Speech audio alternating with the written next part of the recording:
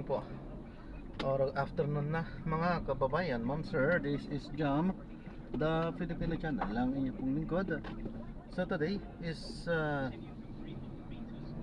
January 10, 2026. Tayo ngayon ay papunta dito yan sa my employer relations Ace Hardware, I mean sa may C Residences building, SM Mall of Asia Complex po yan. At dadalhin po natin sa may Ayala Mall sa Manila Bay, sa may ASEAN Avenue po yan, Baclaran, Parañaque.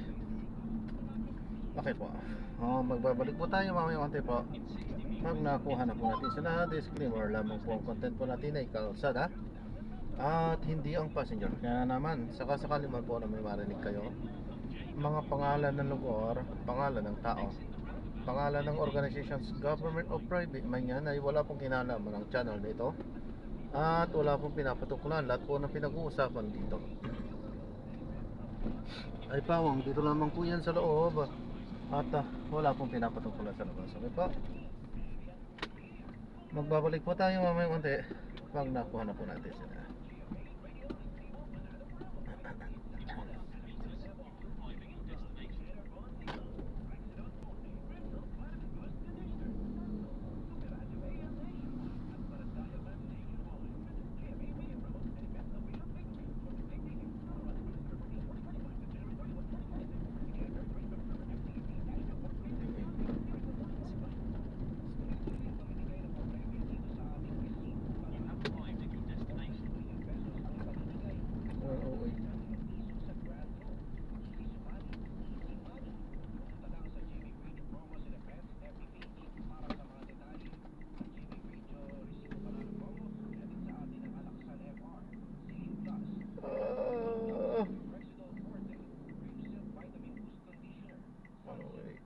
Ang sakit.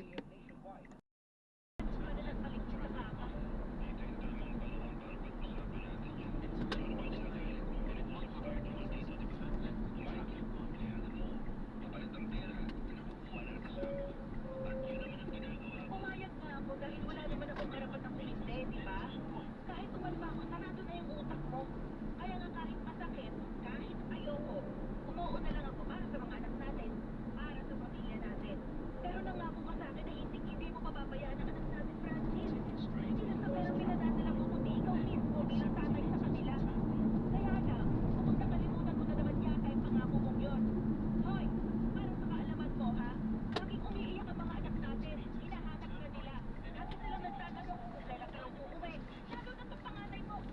Kanina nga lang, nasabihin ko rin sa'yo na umuwi ka na dahil miss ka na ng bata. Na ilang beses na akong iniyakan nun, Francis. At nakakabalik na. Ingat po, God bless po. Salamat po. Oo nga, pero yun naman ang lagi mo sinasabi, di ba? Pero hindi ka rin naman umuwi sa atin. Palagi ka naman nangangalimot yung mga bagay na hindi mo naman gagawin.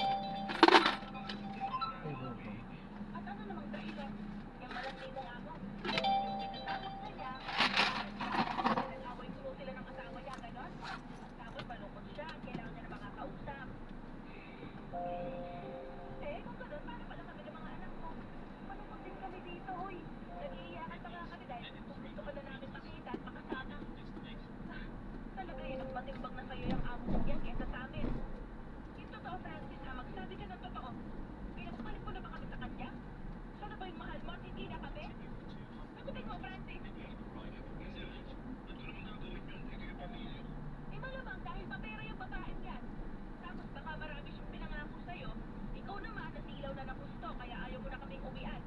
Kaya sunod-sunuran ka sa kanya at ayaw mo na siyang lubayan. Ayan, so na-drop na natin sila. Maraming salamat po sa panonood. Hanggang sa muli po, ingat. God bless. Paalam po.